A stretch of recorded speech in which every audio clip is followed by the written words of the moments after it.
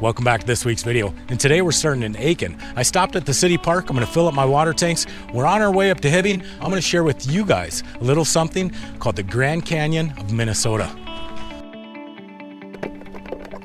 Would fill up at home. The only problem is I have a lot of iron in my water and everything would be stained orange. Well, I'm going to get the water filled up. We got to get back on the road. It's getting late.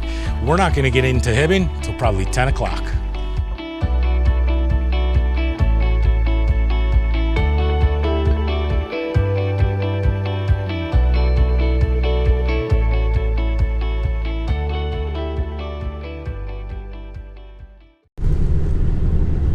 This is where we'll be calling home tonight.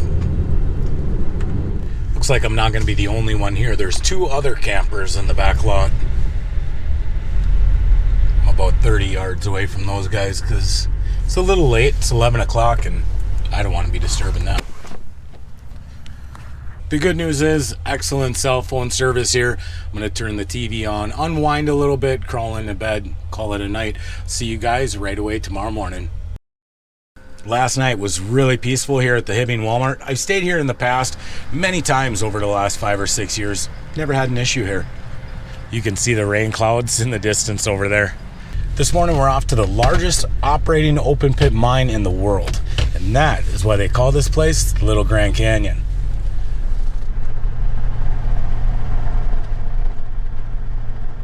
It's been called the Grand Canyon of the North. Fitting title for the world's largest open pit iron ore mine.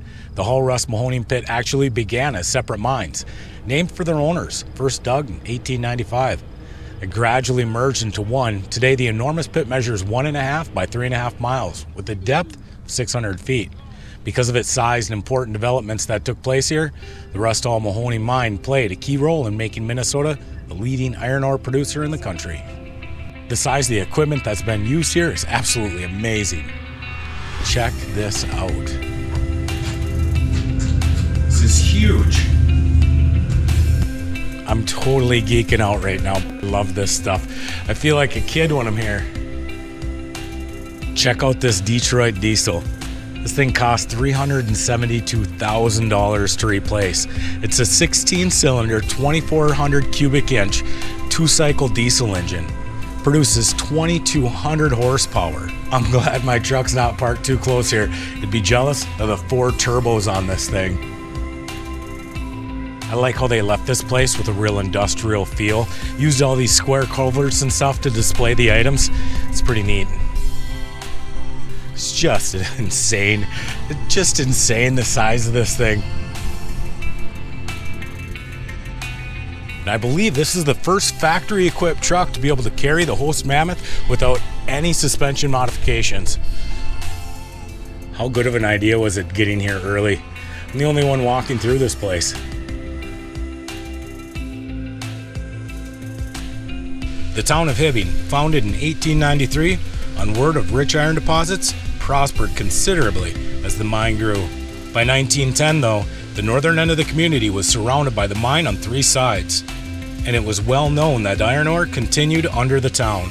In 1916, the Oliver Mining Company, operator of the mine, declared that the northern part of Hibbing, which contained many of its homes and businesses, had to be moved. The town government agreed. By 1918, they accepted a proposal from the company to build a new downtown for Hibbing 2 miles to the south. They preserved a small area in North Hibbing that's a park now, but it's kind of cool because you can still see evidence where the old sidewalks were and some of the building foundations.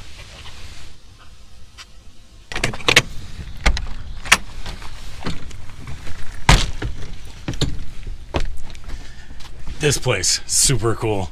Check this out, got another magnet. I gotta make room for this guy. Perfect. I know a number of my viewers said that you might be traveling to Minnesota in the future. Definitely make this place part of your plan. It's awesome. Hibbing, Minnesota, the Rust Hall Mine. Well, I pulled over to try and figure out where I'm going to go for the night. I looked on the Onyx map, found that the George Washington State Forest is really close by. We're going to be going about 30 minutes northwest of Hibbing to get onto a lake that looks like there may be some campgrounds. I'll show you what I'm talking about. Taking a look at my radio, we've got Hibbing down here. The lake that I'm going to try first is right here. It's called Wolf Lake. If I look on the satellite view, it shows that there's a boat landing. If I zoom up on it, it looks like there's dispersed camping here. I have no idea if I'm going to get cell phone service there or not, so I've dropped a bunch of pins in the George Washington State Forest. Hopefully we can find something. Let's get on the road and see if I can beat the rain.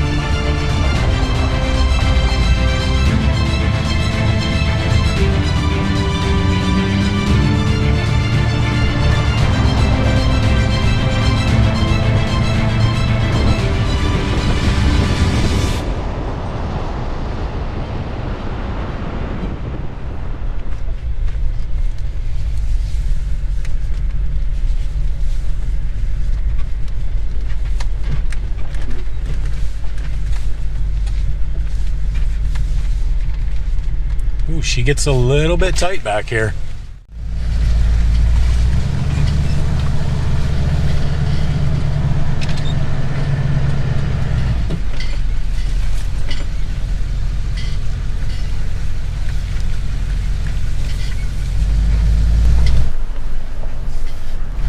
See, we got one camper back here.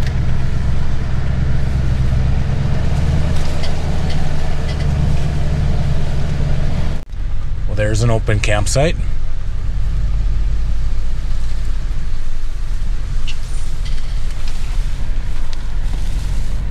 There's another open one. It would be nice to get far away from that other site though. We'll keep going on this loop and see if I can find anything, but man, it is tight back here. That campsite had 3 spots and they were all pretty close together. Not my style. We'll find something, sure of it. See what's going on back here. We'll check this out. Flooded road ahead. And if I take a look, there's a creek down here and a possible camping spot right there. If you follow back further, it goes to a gravel pit. So they might be shooting out there. But that looks like a possible campsite. And we'd be right on the Daybrook Creek. Let's give it a try.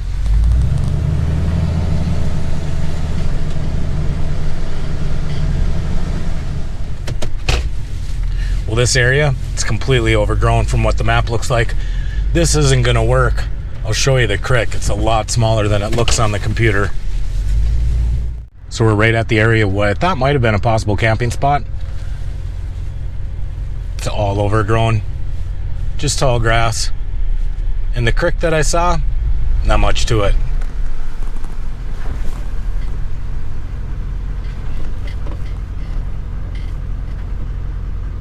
I just checked the radar maps and it looks like in about 4 or 5 hours, some pretty significant thunderstorms are going to be rolling through. So I need to be careful that if I find an area, I'll be able to get out of it tomorrow morning. I do know of some forestry campgrounds up here that might have people at them, but that might be our best option for tonight.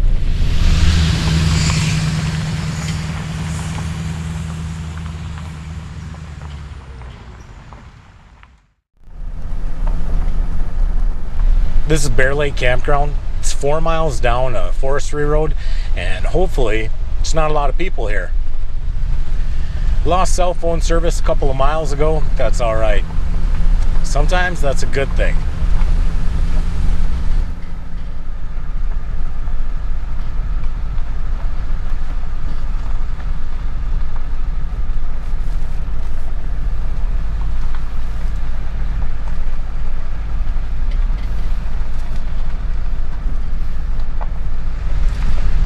It's not too bad. There's a number of people here, but at least they're not right on top of each other. Looks like if you want to get a spot on the lake though, you're gonna have neighbors. She gets tight up in here again.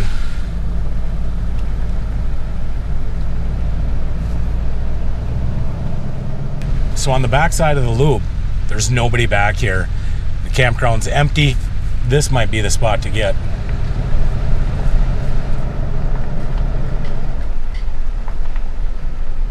Taking a look at the campground, you can see it loops around to the lakeside and then goes in the back. Just like on the satellite imagery, the front of the campground on the lake, it's full. But in the back here, it's all empty. That's exactly where I'm at. The good news is I can take the bike down to the boat landing, check that out. I think this will work all right. Before I commit to staying here, I'm going to take the bike out, go around the campground and just kind of get a feel for the place, see if it's going to be loud or noisy. We'll also see what the boat landing looks like, because I definitely want to go do some fishing. That rain is really coming down out there. It is just pouring out here. I do think it was a wise decision for me to find a campground and not get into some dispersed land where I'm driving on trails through flooded roads, because this rain ain't gonna help that at all. Well, the rain quit and the sun came back out, so what I'm gonna do is take the bike down to the lake really quick, see if this has got any good fishing.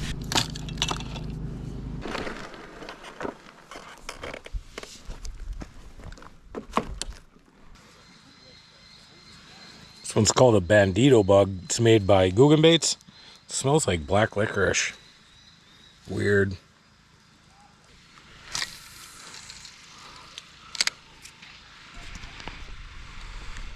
What a beautiful night this turned out to be. Ooh, there, had a bite. Ooh, there we go. Got him. Oh, did you see the topwater explosion? Okay, we know they're there. And they like black licorice. Let's get them now.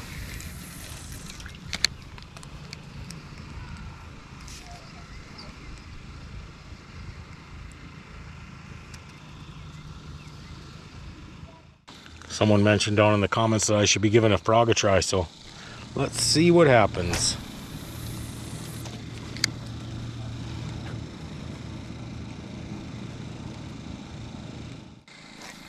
I seen one big topwater hit out there, and then I actually had a really good strike, and I think my camera was off.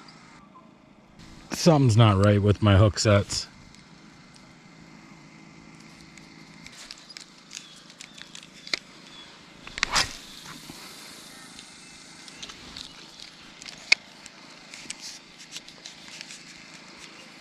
It's the last cast.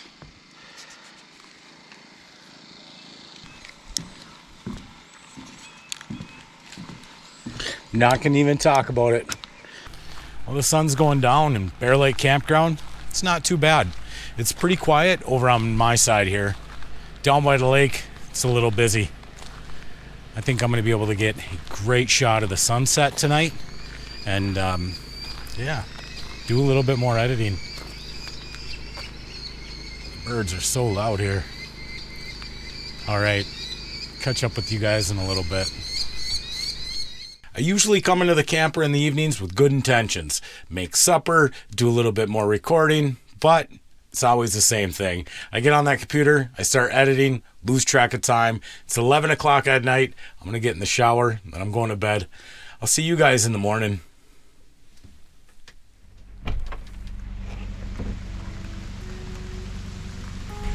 Got a little bit of rain this morning. Looks like a good time to make some breakfast before I head on out.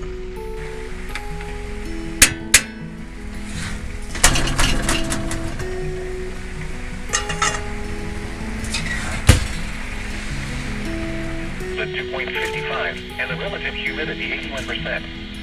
The wind was northwest at 16 miles per hour.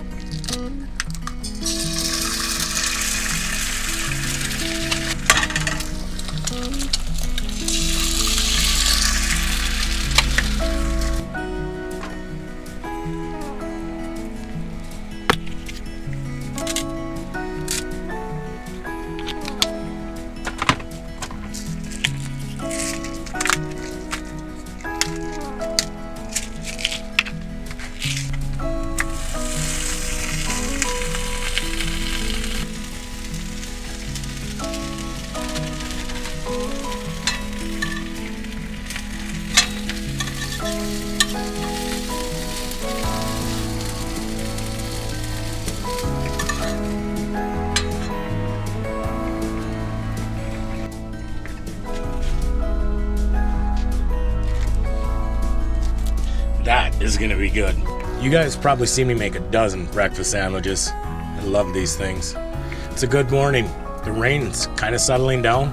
I got the office on TV. I'm gonna eat breakfast, kind of clean up in here a little bit, and then we'll see if the rain stopped by then.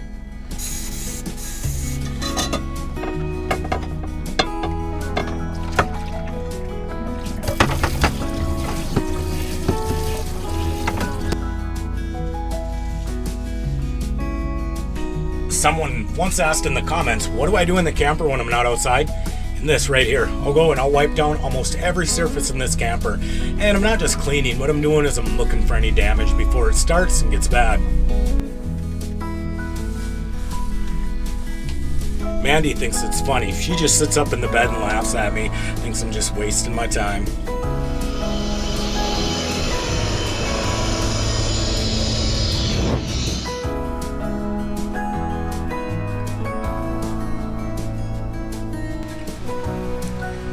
One of the comments I get anytime anyone comes into the truck camper for the first time is they're just amazed at how much room there is. And I'll admit, it's crazy to think that all of this is in the 6.5 foot bed of my truck. Well, I'm done in here. The sun is shining. Let's go for a walk.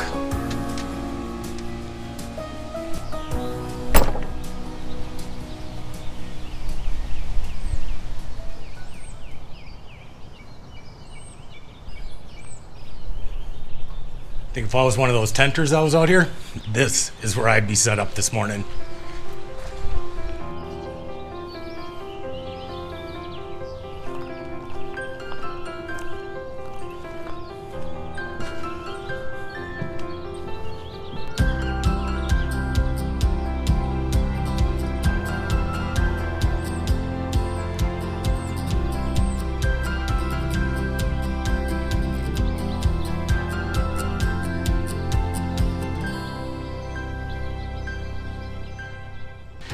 All in all, not a bad little campground.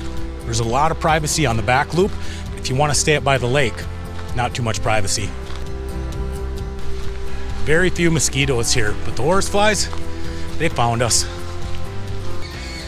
The sites in the back loop, pretty small. I think you'd be hard pressed to put a towable or a Class A in here. Well, the rain's coming, so I think we're gonna call this video. We got it in the bag. I wanna thank you guys if you've stuck around this whole time. Make sure you tune in next week. Mandy might be coming with us. Not sure yet. Don't even know where we're gonna go. We'll find out next week. But until then, be kind, be honest. We'll see you down the road.